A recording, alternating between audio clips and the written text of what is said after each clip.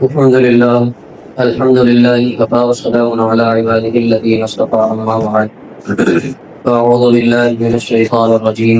بسم الله الرحمن الرحيم. إنما يريد الله ليذهب عنكم الرجس أهل البيت ويطهركم تطهيرا. صدق الله العظيم.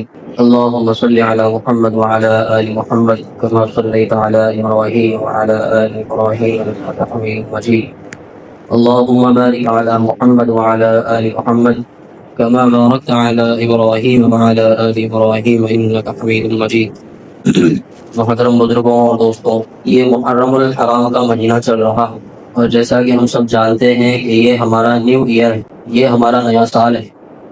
اسلامی اعتبار سے ہمارا نیا سال محرم سے شروع ہوتا ہے، اور تقریباً نصف مہینہ گزر چکا ہے۔ جیسا کہ پہلے بھی یہ بات آئی تھی کہ محرم الحرام یہ اللہ تبارک و تعالیٰ کا مہینہ، اللہ کے نبی صلی اللہ علیہ وسلم نے اس مہینے کی کئی ساری فضیلتیں بیان کی، اور احادیث کے اندر کئی ساری فضیلتیں اس مہینے کے بارے میں وارد ہوئی، اور اللہ کے نبی صلی اللہ علیہ وسلم کے بعد صحابہ نے بھی ان چیزوں کا اہتمام کیا ہے، اور اس مہینے کی عظمت کو، اس کی فضیلت کو برقرار رکھا ہے۔ یہ مہینہ ایسا مہینہ ہے جو زمانے جاہلیت میں بھی معظم اور محترم سمجھا جاتا، یعنی کہ زمانے جاہلیت کے اندر بھی کفار مکہ اس مہینے کا احترام کرتے تھے، اس مہینے کو بابرکت اور احترام والا مہینہ سمجھتے تھے۔ اس مہینے کی جو فضیلتیں ہیں وہ کسی ایک حیثیت سے نہیں، اس کی الگ الگ حیثیتیں ہیں۔ محرم کی ایک تاریخ جو حضرت عثمان، حضرت عمر فاروق رضی اللہ عنہ کی شہادت تھی، اسی طریقے سے محرم کی 10 تاریخ کو حضرت حسین رضی اللہ عنہ کی شہادت ہے، اور وہ پورا واقعہ کربلا ہے۔ ایسے دیگر اور بھی واقعات اس مہینے کے اندر پیش آئے۔ اللہ تبارک و تعالیٰ نے سال کی پوری ترتیب زمین اور آسمان کے پیدا کرنے کے وقت سے بنائی، اس کے اندر جو ترتیب تھی وہ کوئی متعین ترتیب نہیں۔ حضرت عمر فاروق رضی اللہ عنہ کے زمانے میں باضابطہ اسلامی نئے سال کو مقرر کیا گیا کہ یہ جو مہینے ہیں اسلامی، اس کے اندر پہلا مہینہ کون سا ہو۔ تو حضرت عمر فاروق رضی اللہ عنہ کے زمانے کے اندر محرم الحرام کو اسلام کا پہلا مہینہ قرار دیا گیا، اور ان کے خلافت کے اندر یہ چیز ہے، اور اللہ کی شان دیکھیے کہ اسی مہینے کے اندر ان کی وفات ہوئی۔ جیسا کہ پچھلے جمعہ کے اندر یہ بات سامنے آئی تھی کہ حضرت حسین رضی اللہ عنہ جو جنت کے نوجوان کے سردار ہیں، جن کی مرضی کے بغیر ہمارا جنت میں داخلہ نہیں ہو سکتا۔ اب ہم یہ سوچیں گے کہ بھائی ہم تو گھوڑے ہیں، ہم کو حضرت حسین رضی اللہ عنہ کی کیا ضرورت؟ تو یہ بات ذہن نشین کر لے کہ جس وقت جنت یا جہنم کا فیصلہ ہوگا، اس وقت آدمی کو جوان کر کے بھیجا جائے، یعنی کہ اس کی جو عمر ہوگی وہ متوسط ہوگی، نہ زیادہ کم عمر ہوگی نہ زیادہ بڑی عمر۔ تو حضرت حسین رضی اللہ عنہ جو جنت کے سردار ہیں، جنت کے نوجوانوں کے سردار ہیں، تو وہاں پر بھی ہم سب لوگ کیا رہیں گے؟ نوجوان رہیں گے۔ تو سردار کے بغیر کسی بھی علاقے میں ہم داخل نہیں ہو سکتے۔ تو جنت کے اندر جو داخلہ ہم کو ملنے والا ہے وہ حضرت حسین رضی اللہ عنہ کی رضامندی سے ملے گا۔ یہ بات اور ہے کہ اللہ کے نبی صلی اللہ علیہ وسلم سفارش کروائیں گے، شفاعت کروائیں گے، ساری امت کو جنت کے اندر وہی داخلہ دلوائیں۔ لیکن حضرت حسین رضی اللہ عنہ کی رضامندی کا مطلب یہ ہے کہ دنیا کے اندر جب ان کی وفات کا وقت آتا ہے تو یہاں پر لوگ الگ الگ طریقے سے اپنے ایام کو گزارنا شروع کر دیں۔ اب قیامت کے دن یہ فیصلہ ہوگا کہ جس نے حضرت حسین رضی اللہ عنہ کی وفات کے بعد ان کی منشا کے مطابق جیسی انہوں نے زندگی گزاری، اپنے نانا کے دین کو بچاتے ہوئے، اپنے نانا کے دین پر چلتے ہوئے، آپ صلی اللہ علیہ وسلم کی اتباع کرتے ہوئے انہوں نے جیسی زندگی گزاری تھی، اگر ہماری ویسی زندگی رہی تو ہم جنت میں جا سکتے ہیں، ورنہ ہم کو جنت کا داخلہ نہیں۔ حضرت حسین رضی اللہ عنہ یہ اسلام کے تقریباً 5ویں یا 6ٹھے خلیفہ ہیں۔ سب سے پہلے حضرت ابوبکر صدیق، اس کے بعد حضرت عمر، تیسرے نمبر پر حضرت عثمان بن عفان، اور چوتھے نمبر پر حضرت علی بن ابی طالب۔ یہ 4 بڑے خلفاء ہیں جنہوں نے آپ صلی اللہ علیہ وسلم کے اس دنیا سے پردہ فرمانے کے بعد اس دین کی کڑی کو، اس محنت کو آگے بڑھایا، اور آج یہ دین ہمارے ہاتھوں میں ہے۔ حضرت علی رضی اللہ عنہ کی وفات کے بعد حضرت حسن رضی اللہ عنہ مسلمانوں کے خلیفہ میں 5ویں خلیفہ۔ حضرت حسن رضی اللہ عنہ نے جب دیکھا کہ اس سے بڑے بڑے صحابہ موجود ہیں جنہوں نے میرے نانا کا زمانہ پایا، میرے والد کا زمانہ زیادہ پایا، تو انہوں نے دیکھا کہ اس کے اندر اہلیت حضرت امیر معاویہ رضی اللہ عنہ کے پاس ہے، تو حضرت حسن رضی اللہ عنہ نے اپنی خلافت حضرت امیر معاویہ رضی اللہ عنہ کو سونپ دی۔ صرف 6 یا 7 مہینے حضرت حسن جو ہے سو خلیفہ تھے۔ اس کے بعد جو اسلام کے پہلے بادشاہ بنے، جو پہلے سردار بنے، وہ حضرت امیر معاویہ تھے۔ خلفاء کا دور تو اب ختم ہو گیا، خلفاء کا دور اب ختم ہو گیا۔ اس کے بعد سرداروں کا دور، بادشاہوں کا دور، اسلام کے بادشاہ جو پہلے بنے وہ حضرت امیر معاویہ تھے۔ حضرت امیر معاویہ رضی اللہ عنہ کا جب انتقال کا وقت قریب آیا تو انہوں نے اپنی جو گدی تھی، اپنا جو تاج تھا، اب اس کا کسی کو نائب بنانا چاہا تو ان کی نظر پڑی اپنے بیٹے یزید۔ اب یہاں پر ایک چیز غور کرنے کی یہ ہے کہ حضرت امیر معاویہ رضی اللہ عنہ نے اپنے بیٹے کو اپنے حسن زن کے مطابق خلیفہ بنایا، اپنے حسن زن کے مطابق مسلمانوں کا بادشاہ بنایا، یعنی کہ وہ یہ سمجھتے تھے کہ یہ میرا بیٹا اہل ہے۔ یزید جو تھا، یزید بن معاویہ، تو وہ اس کو مسلمانوں کی سردار بننے کا، بادشاہ بننے کا اہل سمجھتے تھے، لیکن اس کے اندر یہ اہلیت نہیں۔ یزید جب سردار بنا، بادشاہ بنا، تو اس نے اپنی من مانی جو ہے سو حکومت چلانا شروع کر دی۔ اور جو حضرت حسین رضی اللہ عنہ کے شہادت کا واقعہ پیش آیا، اس کی وجہ بھی اس کی بادشاہت میں۔ جب یزید بادشاہ بنا تو اس نے یہ چاہا کہ سارے مکہ اور مدینہ اور کوفہ کے اور سارے جو ہے سو حجاز کے لوگ، حجاز مقدس کے سارے لوگ میرے خلافت کو تسلیم کر لیں۔ جب حضرت حسین رضی اللہ عنہ کو مدینہ منورہ کے اندر یہ خبر ملی کہ یزید سردار بن چکا ہے، تو حضرت حسین رضی اللہ عنہ نے اس کی بادشاہت قبول کرنے سے انکار کر دیا، کیونکہ ان کو پتا تھا کہ یزید اس بادشاہت کا اہل نہیں، وہ مسلمانوں کا امیر المؤمنین نہیں بن سکتا، خلیفہ نہیں بن سکتا، ان کا سردار نہیں بن سکتا، کیونکہ وہ نواز رسول تھے، انہوں نے پہلے ہی پرکھ گیا۔ اور بعد میں یہ چیز پھر سامنے آئی کہ وہ کیوں اہل نہیں، اس کے اندر گھمنڈ تھا، تکبر تھا۔ وہ یہ چاہتا تھا کہ ہر ایک شخص میری پیروی کرے، میرے ہاتھ پر بیعت کرے، میری خلافت کو اور میری بادشاہت کو تسلیم۔ جب کوفہ کے اندر اس نے اپنی جو ہے سو گورنری جما لی، اچھے طریقے سے وہاں پر اپنی بادشاہت کو جما لیا، اس کے بعد اس نے اڑوس پڑوس کے جتنے بھی علاقے تھے ہر جگہ پر خطوط بھیجے، ہر جگہ پر خطوط بھیجے کہ وہ لوگ مجھ سے بیعت کریں اور میری بادشاہت کو تسلیم۔ تو اس وقت حضرت حسین رضی اللہ عنہ کو جب یہ خط ملا تو انہوں نے صاف صاف منع کر دی۔ تو جب یزید کو پتا چلا کہ حضرت حسین رضی اللہ عنہ نے میری خلافت کو اور میری بیعت کو تسلیم کرنے سے منع کر دیا، تو اس وقت اس نے جو ہے سو ایک لشکر بھیجا کہ وہ حضرت حسین کو قید کر کے میرے پاس لائے، اور اس لشکر کا جو ہے سو سردار تھا، حر نام تھا، وہ اس لشکر کا سردار تھا، اور وہ حضرت حسین کے پاس گیا اور اس نے کہا کہ یزید نے جو ہے سو آپ کو طلب کیا ہے اور وہ چاہتا ہے کہ آپ اس کے ہاتھ پر بیعت کر لیں اور آپ جو ہے سو اس کی بادشاہت تسلیم کر لیں۔ لیکن حضرت حسین نے کہا کہ نہیں، یزید اس بادشاہت کا اہل ہی ہے، میں اس کے ہاتھ پر بیعت نہیں کروں۔ تو اس وقت جو سردار تھا، وہ حر نامی جو سردار تھا، اس نے جو ہے سو ضد پکڑ لی اور حضرت حسین رضی اللہ عنہ کے اوپر زبردستی کرنے لگا اور کہا کہ میں تو آپ کو یہاں سے لے جا کر ہی رہوں گا۔ اور پھر اس کے بعد حضرت حسین رضی اللہ عنہ بھی، چونکہ ان کے ساتھ بھی کافی سارے لوگ موجود تھے، ان کی حمایت میں بھی لوگ موجود تھے، تو اس وقت اس کی یہ کوشش ناکام رہی اور یہ جو ہے تو واپس روانہ ہو۔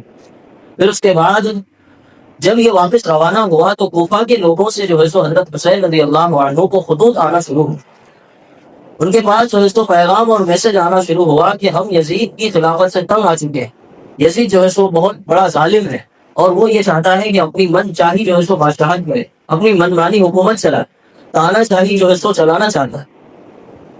تو جب حضرت حسین رضی اللہ عنہ نے دیکھا کہ خطوط آنا شروع ہو گئے تو حضرت حسین رضی اللہ عنہ نے پہلے تو سکوت اختیار کیا، وہ فوراً یہاں پر جو ہے سو روانہ نہیں ہوئے، بلکہ پہلے سکوت اختیار کیا اور جو ہے سو اپنے ساتھیوں کو دکھایا، جس کے اندر آپ کے چچا حضرت عباس بھی تھے، حضرت عبداللہ ابن عباس، تو حضرت حسین کے چچا ہے، حضرت علی کے چچا زاد بھائی، تو حضرت عبداللہ ابن عباس بھی وہاں پر موجود تھے۔ اور حضرت عبداللہ ابن عباس یہ وہ شخصیت ہے جن کو اللہ کے نبی صلی اللہ علیہ وسلم نے اپنی حیات کے اندر اس وقت کا مفتی مقرر کر دیا، اور ان کو یہ دعا دی تھی اللہم علمہ الکتاب وفقہہ فی الدین، کہ اللہ اس کو کتاب کا علم عطا فرما اور دین کی سمجھ عطا فرما۔ تو یہ اس وقت کے فقیہ بنے، اور دوسری حیثیت ان کی یہ تھی کہ یہ آپ صلی اللہ علیہ وسلم کی بلکہ حضرت علی رضی اللہ عنہ کی حیات طیبہ کے اندر بھی کمانڈر اینڈ چیف تھے ان کے لشکر. تو حضرت عبداللہ ابن عباس زیادہ تجربہ کار، انہوں نے حضرت حسین سے کہا کہ آپ تھوڑا سا صبر کریں، تھوڑا سا مشورہ کریں اور تھوڑا سا جو ہے سو اللہ تبارک و تعالیٰ سے دعا مانگے کہ اس کے اندر خیر ہے یا نہیں. تو حضرت حسین رضی اللہ عنہ اور تھوڑے دن رک گئے، لیکن خطوط کا سلسلہ رکا نہیں. خطوط جو ہے سو دن بدن بڑھنے لگے. مورخین نے ان کی تعداد لکھی ہے کہ 18,000 خطوط آئے تھے. کوفہ سے 18,000 خطوط آئے تھے حضرت حسین رضی اللہ عنہ کے پاس، اور اس کے اندر یہ ریکویسٹ اور یہ درخواست تھی کہ آپ کوفہ آ جائیں، ہم آپ کو اپنا گورنر اور کمانڈر بنانا چاہتے ہیں، ہم آپ کو اپنا خلیفہ بنانا چاہتے ہیں. ہم جو ہے سو یزید کی خلافت سے اور اس کی بادشاہت سے خوش نہیں، اور آپ جو بولیں گے ہم وہ کرنے کے لیے تیار ہیں، یہاں تک کہ آپ کے لیے ہم اپنی جان کے قربان کرنے کے لیے تیار ہیں. جب اتنے سارے خطوط دیکھے تو حضرت حسین رضی اللہ عنہ کا ارادہ بن گیا. لیکن جیسے ہی پھر حضرت حسین رضی اللہ عنہ کے ساتھیوں کو پتہ چلا، حضرت عبداللہ ابن زبیر، حضرت عبداللہ ابن عباس اور دیگر صحابہ کو جب پتہ چلا کہ حضرت حسین نے جو ہے سو اپنا جانے کا من بنا لیا ہے، تو حضرت حسین کو سمجھانے لگے کہ دیکھو انہوں نے تمہارے باپ اور تمہارے نانا کے ساتھ وفا نہیں کی، تو یہ تمہارے ساتھ وفا کیسے کر سکتے؟ یہ کوفہ والے یہ پہلے ہی سے باغی، یہ جو ہے سو پھر آپ کے ساتھ دغا کریں گے، بغاوت کریں گے، پھر آپ کو دھوکہ دے. لیکن حضرت حسین رضی اللہ عنہ نے حضرت عبداللہ ابن عباس سے کہا کہ آپ مجھے روکنا مت، اب اپنا جو ہے سو میں نے اپنا فیصلہ سنا دیا ہے، میں نے اپنا من بنا لیا. وہاں کے لوگ اتنا اصرار کر رہے ہیں، اس کا مطلب وہ لوگ مخلص ہیں. حضرت حسین رضی اللہ عنہ جو ہے سو چند ساتھیوں کو لے کر، جس کے اندر مورخین لکھتے ہیں کہ 70 یا 72 افراد، ایک چھوٹے سے قافلے کو لے کر کوفہ کی طرف روانہ. لیکن راستے کے اندر ان کو ایک صحابی ملے، اور اس صحابی نے کہا کہ اے حسین کہاں جا رہے؟ کہا کہ کوفہ کا ارادہ ہے. کہا کہ وہاں مت جاؤ، وہاں کے لوگ آپ کے خلاف سازشیں کر رہے ہیں، یا کم از کم وہاں جانے سے پہلے وہاں کے حالات کا جائزہ لیں.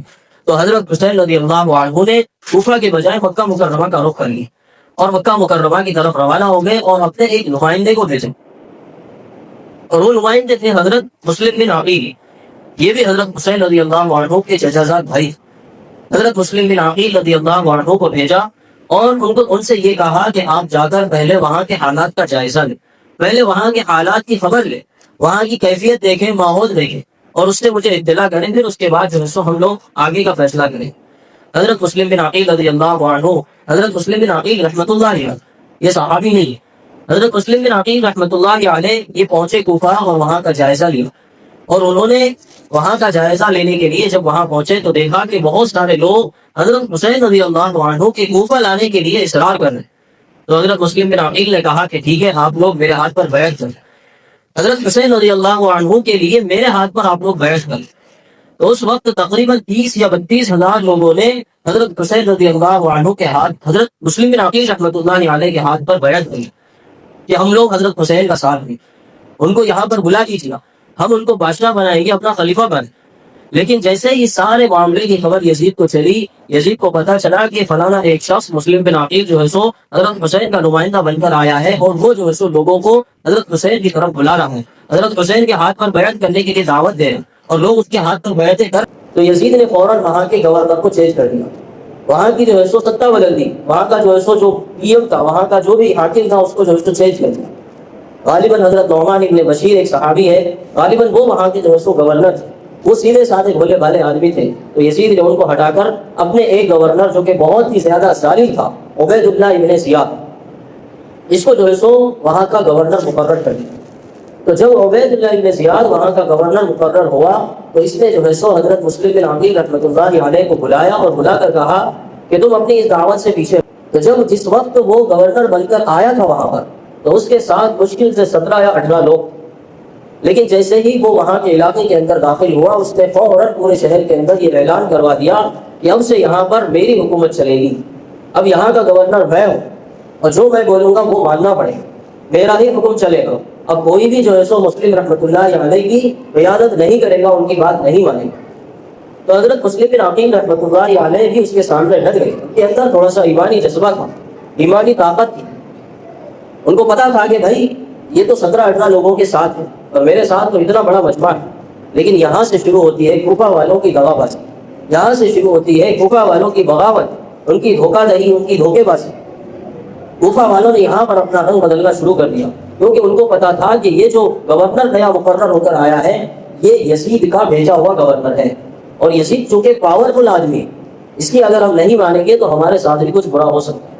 تو دھیرے دھیرے حضرت مسلم بن عقیل رحمۃ اللہ علیہ کے ساتھ کے لوگ بدلنا شروع ہو گئے, انہوں نے ان کا ساتھ چھوڑنا شروع کر دیا.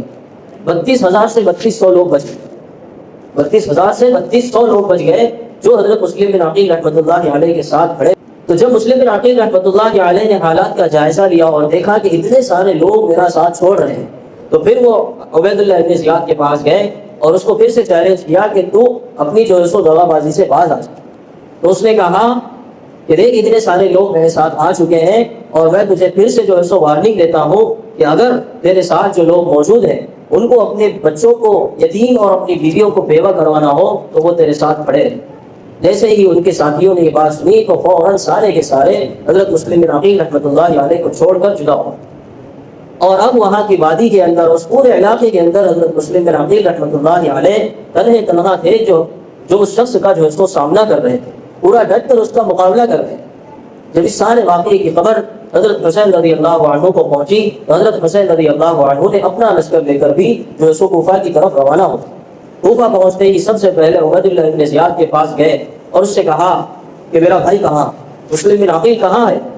تو لوگوں نے بتایا کہ اس کو تو شہید کر. حضرت مسلم بن عقیل رحمۃ اللہ علیہ کے پیچھے عبید اللہ ابن زیاد نے جو ہے سو وہاں کے ظالم لوگوں کو, اوغاش لڑکوں کو جو ہے سو ان کے پیچھے لگا دیا. مدینہ کی گلیوں, کوفہ کی گلیوں کے اندر وہ در بدر بھٹکتے رہے, دروازے کھٹکھٹاتے رہے. لوگ دروازہ کھولتے اور دیکھتے کہ مسلم بن عقیل ہے تو فوراً دروازہ بند. مشکل سے ایک مکان پر پہنچے, گڑ گڑاتے ہوئے لڑکتے ہوئے ایک مکان پر پہنچے تو ایک بڑھیا نے دروازہ کھولا, دیکھا کہ مسلم بن عقیل ہے تو ان کو گھر کے اندر بلایا. تو اس بڑھیا کا جو بیٹا تھا اس نے جیسے ہی آہٹ سنی کہ دروازے کے کھلنے کی آواز آئی تو اس نے پوچھا کہ کیا ہوا؟ تو ماں نے کہا کہ کچھ نہیں, بس ایسے ہی. تو اس بیٹے کو جو ہے سو بھروسہ نہیں ہوا, وہ اٹھ کر آیا اور دیکھا کہ یہ تو مسلم بن عقیل ہے. تو اس نے فوراً جو ہے سو اپنی چاپلوسی شروع کر دی. اس نے کہا کہ ارے واہ واہ ماشاء اللہ ماشاء اللہ, ہمارے تو جو ہے سو گھر پر جو ہے سو 4 چاند لگ گئے, آپ ہمارے گھر تشریف لائے. اس طریقے سے جو ہے سو ان کے اپنے گھر کے اندر بند کروایا. پہلے ان کو اطمینان دلوایا کہ وہ گھر ان کے لیے سیف ہے, ان کے لیے محفوظ ہے. تو پھر وہ جو ہے سو مطمئن ہو کر وہاں پر رک گئے. اور پھر جو ہے سو اس بڑھیا کا جو بیٹا تھا وہ جس کے اندر اسلام دشمنی بھرپور تھی, کوٹ کر اس کے اندر بھری ہوئی تھی, وہ جو ہے سو فوراً گھر سے نکلا اور ماں سے کہا کہ میں شکرانے کے طور پر نماز پڑھنے کے لیے مسجد جا رہا ہوں. اور فوراً وہ پہنچا عبید اللہ ابن زیاد کے جو ہے سو آفس میں, اور وہاں جا کر اس کو مطلع کیا کہ آپ کا شکار میرے قبضے سے. مسلم بن عقیل رحمۃ اللہ علیہ ہمارے گھر کے اندر ہے, چلیے اور ان کا کام فرما دیجیے. اس کے بعد عبید اللہ ابن زیاد نے اپنے چند ظالم جو ہے سو گورنروں کو اور اپنے سرداروں کو بھیجا, اور انہوں نے آ کر حضرت مسلم بن عقیل رحمۃ اللہ علیہ کو شہید کر دیا. حضرت حسین رضی اللہ عنہ نے جب یہ بات سنی تو حضرت حسین رضی اللہ عنہ نے کہا کہ اب ہم کیا کریں. حضرت حسین رضی اللہ عنہ نے وہ سارے خطوط نکالے جو کوفہ والوں نے ان کی طرف بھیجے تھے. تقریباً 18,000 خطوط, 18,000 میسج اور پیغام اور رسالے ان کے پاس موجود تھے. تو حضرت حسین نے کہا کہ دیکھو تم نے ہی مجھے بلایا, تم نے کہا تھا کہ ہمارے پاس آؤ, ہم تمہاری خلافت تسلیم کریں گے, ہم تمہیں اپنا گورنر اور بادشاہ بنائیں گے, اپنا خلیفہ بنائیں گے. اور اب جو ہے سو تم لوگ پیچھے ہٹ رہے اور تم نے جو ہے سو اب عبید اللہ ابن زیاد کا ساتھ دے دیا, میرے بھائی کا ساتھ چھوڑ دیا. تو حضرت حسین رضی اللہ عنہ کے ساتھ مسلم بن عقیل رحمۃ اللہ علیہ کے بھائی بھی تھے. تو مسلم بن عقیل رحمۃ اللہ علیہ کے جو بھائی تھے انہوں نے کہا کہ اب تو ہم قصاص لیے بغیر واپس نہیں جائیں, اب ہم بدلہ لیے بغیر واپس نہیں جائیں گے, انہوں نے میرے بھائی کو مارا. تو حضرت حسین رضی اللہ عنہ نے جب دیکھا کہ یہ تڑپ رہے ہیں تو انہوں نے بھی کہا کہ ٹھیک ہے, اگر تو رکنا چاہتا ہے تو پھر میں بھی رک جاؤں. پھر جو ہے سو وہ لوگ عبید اللہ ابن زیاد کے ساتھ ڈٹ گئے اور اس سے کہا کہ اب ہم اس سے بدلہ لیں. تو عبید اللہ ابن زیاد کا جو ہے سو ایک بہت ہی زیادہ ظالم ایک گورنر تھا, اس کا ایک قریبی تھا, اس نے جو ہے سو ایک بڑے لشکر کے ساتھ جنگ کی تیاریاں شروع کر دی. حضرت حسین نے کہا کہ ٹھیک ہے, ہم تمہارا مقابلہ کریں گے اور تم سے جو ہے سو ہم قصاص لیں گے. اس کے بعد جب 10 محرم کا دن آیا, ظہر کی نماز سے چند گھنٹے پہلے یہ جنگ کا آغاز شروع ہو گیا. جنگ کا آغاز ہوا, جنگ شروع ہوئی, اور اس کے اندر سب سے پہلے جو شہید ہوئے حضرت علی رضی اللہ عنہ کے بیٹے جو حضرت امامہ, جو کہ آپ صلی اللہ علیہ وسلم کی نواسی تھی. حضرت امامہ کے بیٹے جو کہ حضرت علی رضی اللہ عنہ کی بیوی تھی. حضرت علی رضی اللہ عنہ کی 3 بیویاں اور ان کے 3 بیویوں سے تقریباً 9 یا 10 بچے جو سارے کے سارے کربلا کے میدان میں شہید ہوئے. جو سب سے پہلے شہید ہوئے تھے غالباً ان کا نام تھا محمد، یا ایک اور روایت کے اندر ہے ان کا نام تھا علی، اور دوسری اور ایک روایت کے اندر ہے کہ ان کا نام تھا ابو. تو ایسے کر کے تقریباً ان کے 9 لڑکے اس کے اندر شہید ہو گئے. جو سب سے پہلے شہید ہوئے وہ سب سے چھوٹے تھے، بالکل نومولود تھے، ان کو جو ہے سو اس کے اندر قتل کر دیا. اس کے بعد حضرت حسین رضی اللہ عنہ نے اپنے خود کی تلوار سنبھالی اور خود جو ہے سو میدان جہاد کے اندر کود پڑے اور عبید اللہ بن زیاد کا سامنا کرتے کرتے شہید ہو گئے. اور ان ظالموں نے اور ان قاتلوں نے حضرت حسین رضی اللہ عنہ کی گردن جو ہے سو تن سے جدا کر دی، اور ان کا جو جسم اطہر تھا اس کے اوپر گھوڑے دوڑے، اور وہ جو حضرت حسین رضی اللہ عنہ کی جو گردن تھی ان کا جو سر مبارک تھا وہ سر جو ہے سو لے کر یزید کی خدمت میں پہنچے. یزید کے پاس پہنچے اور اس سے کہا کہ یہ لو آپ کا کام تمام ہو گیا. تو عبید اللہ ابن زیاد کے پاس جب وہ سر تھا یزید کے پاس جانے سے پہلے تو عبید اللہ ابن زیاد نے اس طریقے سے اپنے سامنے اس سر کو رکھا اور اپنی چھڑی سے جو ہے سو حضرت حسین رضی اللہ عنہ کے ہونٹوں پر ہلانے لگا اور کہا کہ ہم اس سے کہہ رہے تھے کہ ہماری بات مان لے. انہیں ہونٹوں سے کہتا تھا نا کہ ہمارا مقابلہ کرے گا، ہم سے قصاص لے گا، ہم سے بدلہ لے گا، اب دیکھ تیرا کیا حشر ہوگا. تو اس وقت وہاں پر مجمع کے اندر ایک صحابی موجود تھے جو بہت زیادہ ضعیف تھے، حضرت زید ابن ارقم رضی اللہ عنہ، جو اتنے ضعیف تھے کہ جن کی بھویں اتر کر آ گئی تھی، یعنی کہ بالکل جھریاں آ گئی تھی، جسم لٹک رہا تھا. تو حضرت زید ابن ارقم رضی اللہ عنہ نے کہا کہ اے ظالم اپنی چھڑی کو ہٹا، میں نے آپ صلی اللہ علیہ وسلم کو ان ہونٹوں کو کئی مرتبہ چومتے ہوئے دیکھا جن کو آپ صلی اللہ علیہ وسلم چوم. تو پھر اس نے اپنی چھڑی کو ہٹا دیا. بہرحال اس نے وہ سر جو ہے سو یزید کی خدمت پہ بھیجا اور یزید کے پاس بھیجا. تو یزید جو ہے سو جب اس نے اس سر کو دیکھا حضرت حسین کے، تو یہاں پر جو ہے سو یزید نے کہا کہ ظالمو تم نے یہ کیا کر دیا کہ نواز رسول کو جو ہے سو قتل کر دیا، شہید کر دیا. یہاں پر ایک بات سمجھنے کی ہے جو کہ علماء، ہمارے بڑے بڑے علماء کے اندر یہ اختلاف چلا آتا ہے کہ یزید کیسا شخص تھا. یزید کے بارے میں رحمت اللہ علیہ کہنا چاہیے یا لعنت اللہ علیہ کہنا چاہیے؟ تو اس کے اندر علماء دیوبند کا متفقہ یہ فیصلہ ہے کہ یزید کافر تو نہیں تھا، مسلمان ہی تھا، لیکن وہ فاسق اور فاجر تھا اور حد درجے کا فاسق تھا، اور اتنا بڑا گنہگار تھا کہ اس نے حضرت حسین رضی اللہ عنہ کا جو ہے سو سر دیکھنے کے بعد بھی کچھ نہیں کہا. بس اتنا کہہ دیا کہ بھائی تم نے یہ کیا کر دیا، یہ تو بہت بڑا کام ہو گیا. اور اتنا کہنے کے بعد بھی جو ہے سو اس نے حضرت حسین رضی اللہ عنہ کے قاتلوں سے بدلہ نہیں لیا. جو آج کل کے شیعہ کہتے ہیں کہ یزید تو ایک اچھا انسان اور اس کی تعریفیں کرتے ہیں، اور وہ کہتے ہیں کہ وہ تو حضرت حسین کے قتل میں شریک نہیں تھا، اس نے تو تلوار سے حضرت حسین کا نعوذ باللہ سر نہیں قلم کیا، وہ تو وہاں پر اپنے اپنے گدی پر بیٹھا ہوا. تو ظلم پر خاموش رہنا بھی ظلم ہے، گناہ پر خاموش رہنا بھی گناہ. اللہ کے نبی کی ایک حدیث ہے کہ اگر کوئی شخص گناہ کرتے ہوئے کسی اور کو دیکھے اور وہ اس پر خاموشی اختیار کرے تو وہ ایسا ہی جیسا کہ اس نے خود وہ گناہ کیا، یعنی کہ خود وہ گناہ کرنے والے کے برابر اس کو گناہ ملتا ہے. تو یزید نے جب سکوت اختیار کیا اور اس واقعے کے بعد تقریباً سن 64 ہجری تک یزید زندہ تھا، لیکن اس نے حضرت حسین رضی اللہ عنہ کے قاتلوں کا بدلہ نہیں دیا. اسی لیے سارے علماء کرام کا اس کے اوپر اتفاق ہے کہ یزید کا معاملہ اللہ تبارک و تعالیٰ کے ساتھ ہے، لیکن یزید فاسق تھا. اس نے حضرت حسین رضی اللہ عنہ کا جب قتل ہوا تو اس کے اوپر سکوت اختیار کیا، گویا کہ وہ اندر ہی سے اس قتل کے اندر شریک تھا، گویا کہ وہ حضرت حسین رضی اللہ عنہ کے قتل پر. تو اس حساب سے اگر دیکھا جائے تو یزید بھی حضرت حسین رضی اللہ عنہ کا قاتل. اصل تو قاتل عبید اللہ ابن زیاد ہے، لیکن یزید نے اس کے اوپر ثبوت اختیار کیا کیونکہ اس وقت اس کی حکومت تھی، اس کی جو ہے سو بادشاہت تھی، اس کا سکہ چلتا تھا، اس کی گورنری چلتی تھی اور اس کی بادشاہت چلتی تھی. اس کا یہ کام تھا کہ وہ ان کے قاتلوں سے بدلہ لیتا، لیکن اس نے جو ہے سو بدلہ. اس کا مطلب یزید ہی حضرت حسین رضی اللہ عنہ کا قاتل. مثال کے طور پر اگر ہمارے گاؤں کے اندر اگر کوئی یہاں کا ایم ایل اے ہوتا اور اس کو پتا ہوتا کہ بھائی فلانا کوئی شخص ہے جو دن دہاڑے ڈاکہ ڈالتا ہے، دن دہاڑے لوگوں کا قتل کرتا ہے، اور وہ گورنر اور وہ پاورفل انسان جو ہے سو اس کے اس عمل پر خاموش ہے، تو جب یہ معاملہ آگے بڑھے گا تو سارے لوگ جو ہے سو اسی ایم ایل اے کو اور اسی پاورفل انسان کو گناہ گار ٹھہرائیں، کیونکہ اس کو پتا تھا کہ بھائی فلانا انسان ہے وہ غلط کام کرتا ہے.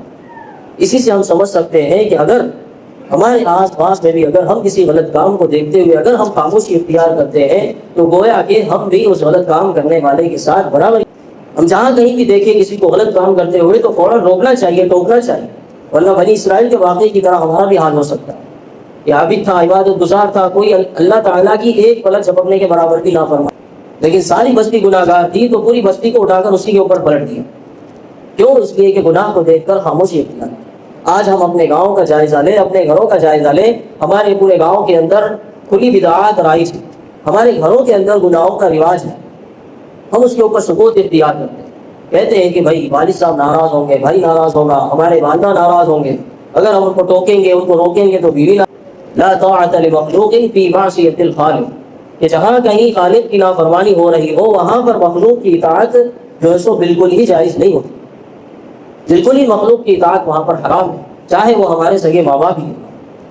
ہم دیکھیں محرم کا مہینہ چل رہا ہے، اس کے اندر ہمارے پاس ماشاءاللہ جو رواج پہلے سے چلا آ رہا تھا گزشتہ جمعہ کے اندر بھی بتایا گیا، لیکن ابھی بھی وہ چیز جو ہے سو چالو ہے.